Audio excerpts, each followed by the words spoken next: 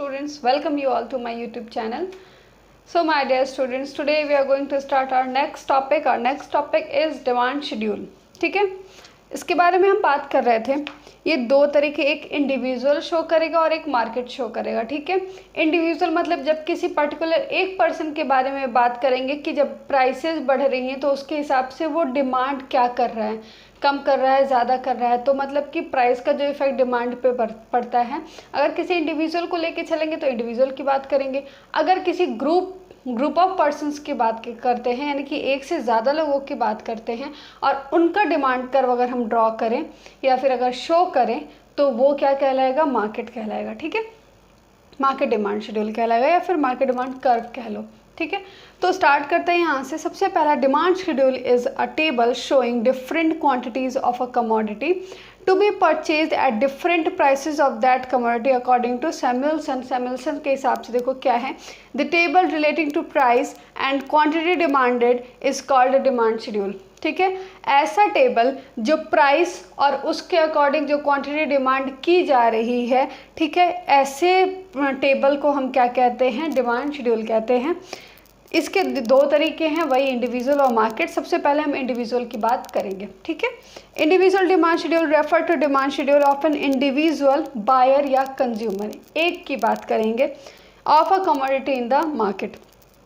ये quantity show करेगा commodity की. एक individual buyer will buy at different possible prices of that commodity at a point of time. एक time पे अलग अलग प्राइसेस पे क्या डिमांड कर रहा है, कितनी क्वांटिटी वो ले रहा है, इसके बारे में हम बात करेंगे इंडिविजुअल में. ठीक है, सबसे पहला जो आपका टेबल बना हुआ है आपके बुक में वो है, मान लो कि कोई गुड्स एक्स है. ठीक है, वो ये मैं अभी टेबल बना रही हूँ. ठीक है, तो प्राइस ऑफ एक्स, ठीक, और नेक्स्ट है क्वांटिटी ऑफ एक्स. ठीक है, मतलब कि इस प्राइस पे कितनी क्वांटिटी वो प्रेफर कर रहा है. ठीक है, देखते हैं. जब प्राइस एक थी, 1 रुपये का वो सामान मिल रहा था, ठीक, तो 4 गुड्स खरीद रहा था, 4 क्वांटिटी उसकी, 4 क्वांटिटी खरीद रहा था गुड्स की. जब प्राइस 1 थी तो गुड्स की क्वांटिटी 4 खरीद रहा था. अब प्राइस बढ़ गई. नॉर्मल पर्सन होगा तो ऑब्वियस है, जब प्राइस बढ़ती है तो डिमांड क्या होता है, कम होता है. देखो यहाँ पे इन्वर्स रिलेशनशिप होता है. प्राइस बढ़ेगी तो डिमांड कम होगा, प्राइस कम होगी तो डिमांड बढ़ेगा. ये तो पता है. ठीक है, तो जब प्राइस बढ़ गई तो ये डिमांड क्या कर दिया, कम कर दिया. तो 4 से 3 पे आ गया. फिर जब प्राइस और कम हुई, प्राइस जब और बढ़ गई तो इसकी डिमांड 3 से 2 पे आ गई. डिमांड क्या हो गई, और कम हो गई. जब प्राइस और ज़्यादा बढ़ गई, 3 से 4 हो गई, तो डिमांड कितनी हो गई, 2 से 1 हो गई. ये इन्वर्स रिलेशनशिप देख रहे हो. जब प्राइस बढ़ रही है तो डिमांड कम होती जा रही है. अगर उल्टे से पढ़ो, जब प्राइस कम होती जा रही है तो डिमांड बढ़ती जा रही है. ये बात समझ में आई. ये है इंडिविजुअल, यानी कि एक गुड्स की हम बात कर रहे हैं, एक इंडिविजुअल पर्सन की बात कर रहे हैं. तो ये एक चार्ट शो हुआ. ठीक है, ये एक टेबल बना. अब इस टेबल के हिसाब से मैं आपको डिमांड कर्व बना के इसका दिखाऊंगी. देखो, डिमांड कर्व बिल्कुल सिंपल बनेगा आपका. यहाँ पे इंडिविजुअल डिमांड कर्व जिसको आप बोलोगे वो होगा ऐसे. सबसे पहले आप ये लाइन ड्रॉ करो. ठीक है, ये आपका पॉइंट ऑफ ओरिजिन, ये एक्स ओरिजिन और एक्स वाई. ठीक है, इस वाले साइड में प्राइस शो करेंगे हम, प्राइस के बाद. ठीक है, इस वाले में quantity of x, price of x, ये क्वांटिटी ऑफ एक्स. ठीक, 1 2 3 4 4. ठीक है, अब बस सीधे हमको करना क्या है, आप ये टेबल देखो और उस टेबल के हिसाब से यहाँ पे ड्रॉ कर दो. जब प्राइस मेरी 1 थी, ठीक है, जब प्राइस 1 थी तो क्वांटिटी डिमांडेड कितना था, 4। सीधे लाइन आप खींच दो, जब प्राइस 1 तो क्वांटिटी डिमांडेड 4, ठीक। जब प्राइस 2 थी क्वांटिटी डिमांडेड कितना हो गया, जब प्राइस बढ़ गई तो मेरा डिमांड कम हो गया, हम 4 से 3 पे आ गए।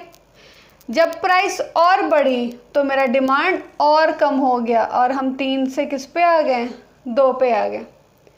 जब प्राइस और ज़्यादा बढ़ी, 4 हो गई, मेरा डिमांड और ज़्यादा कम हो गया और हम किस पे आ गए, 1 पे आ गए 2 से, ठीक। तो ये जो कर्व है ये डाउनवर्ड स्लोप बन रहा है, डाउनवर्ड देखो नीचे की तरफ भी जाएगा, घटते जा रहा है ना।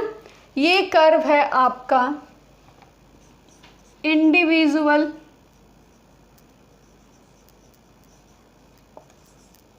Demand curve. ये आपका क्या रहा, इंडिविजुअल डिमांड कर्व।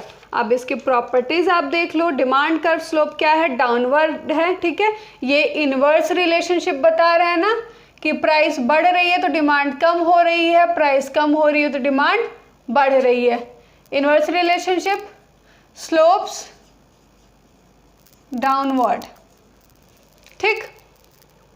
नेक्स्ट क्या है कि मान लो कि अब जैसे इनवर्स रिलेशनशिप बताता है, यानी कि प्राइस जब बढ़ रही है तो डिमांड कम हो रही है, प्राइस जब कम हो जा रही है तो डिमांड बढ़ जा रही है, ठीक। ये कहलाएगा क्या, आपका इनवर्स रिलेशनशिप। तो जो आपका पहला पॉइंट था इंडिविजुअल डिमांड कर्व या इंडिविजुअल डिमांड शेड्यूल, तो हम इसको कह देंगे और उसका कर्व यहाँ पे है, ठीक। तो आपके यहाँ पे 2 टॉपिक कवर हो गए। अब हम यही बात करते हैं मार्केट की। तो मार्केट की जब बात करेंगे ना, तो ये अभी एक गुड्स की बात कर रहे थे ना, ठीक है, कि मतलब ये प्राइस है तो कंज्यूमर ऐसे ऐसे खरीद रहा है, ठीक। अब वैसे ही मान लो कि एक और कंज्यूमर आ गया, ये मान लो मिस्टर ए है, एक और हम लोग बनाएंगे इसी में, तब ये क्या हो जाएगा, ये अभी तक तो इतना एक का पढ़ा तो इंडिविजुअल था, एक से ज़्यादा का पढ़ेंगे तो क्या होगा, ग्रुप होगा। ये मान लो मिस्टर बी है। अब ये कैसे कैसे प्रेफरेंसेस देते हैं, देखो, जब हम प्राइस जब उस गुड्स की 1 थी तो मिस्टर बी जो हैं वो 5 खरीदते थे क्वांटिटी, उनकी क्वांटिटी क्या थी, 5 थी। जब प्राइस 1 था तो वही मिस्टर ए 4 खरीदते थे क्वांटिटी और वही मिस्टर बी कितना खरीदते थे, 5 खरीदते थे, ठीक है।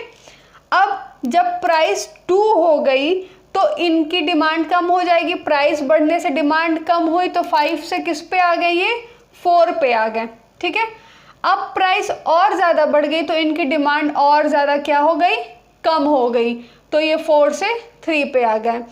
प्राइस जो है आपका 3 से 4 पे इंक्रीज कर गया तो ये क्या किए, ये भी डिक्रीज कर गए क्वांटिटी में, 3 से 2 पे आ गए।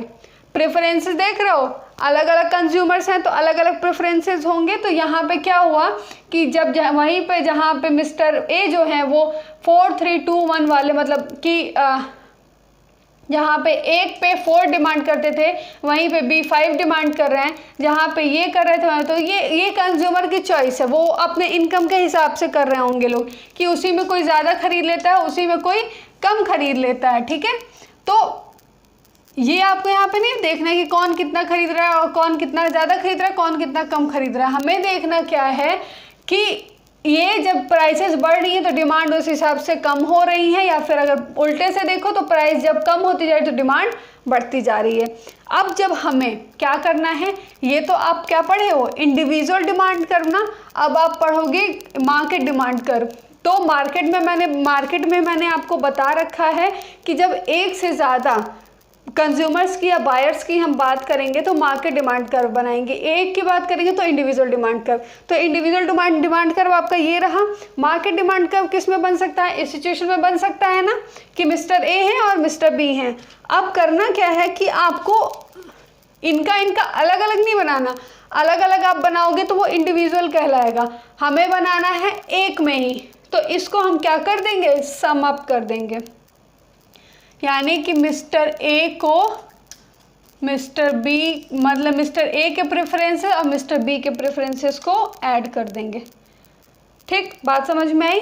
तो 4 + 5 मैं यहाँ पे ऐसे लिख भी दे रही हूँ,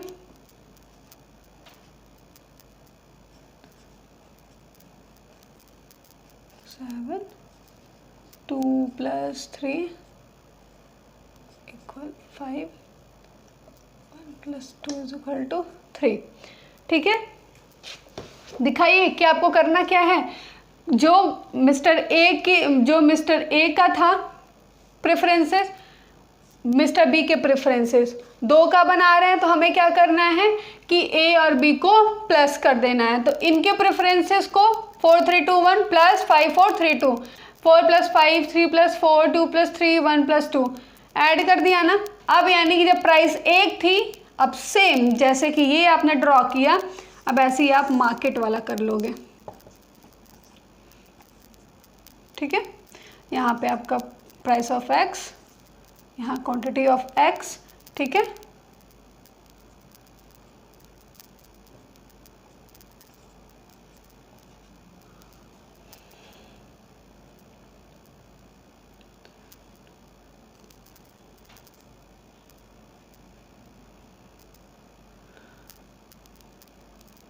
मैं 2 4 6 8 10, आप बिल्कुल सीधा 1 2 3 4 भी लिख सकते हो अपनी क्वांटिटी के हिसाब से। यहाँ पे आप जैसे भी आप लिखते हैं, आपको सिर्फ अगर यहाँ पे 7 अगर आ जा रहा है तो 6 और 8 के बीच में हाफ वाला जस्ट ले लेंगे, ऐसे कर लेंगे। तो यहाँ पे चलो करते हैं। जब प्राइस मेरी 1 थी, तो डिमांड मेरी ग्रुप डिमांड कितनी थी? 9 थी। तो प्राइस 8 थी, 9 पे आ जाओ, 10 से थोड़ा कम। ठीक है, जब प्राइस 2 थी, डिमांड मेरी 7 थी, प्राइस 2 6 और 8 के बीच में आ जाओ। ठीक, जब प्राइस मेरी 3 थी, डिमांड मेरी 5 थी, 5 हो गया। एक काम करो, 1 2 3 4 5 7 9। ठीक है, तो 5 पे हम आ गए। जब प्राइस मेरी 4 थी, तो मेरी डिमांड और कम हो गई। अब ये जो फिर वही डाउनवर्ड स्लोप, आप इसको मैच करा दो। ये आपका क्या बन गया? मार्केट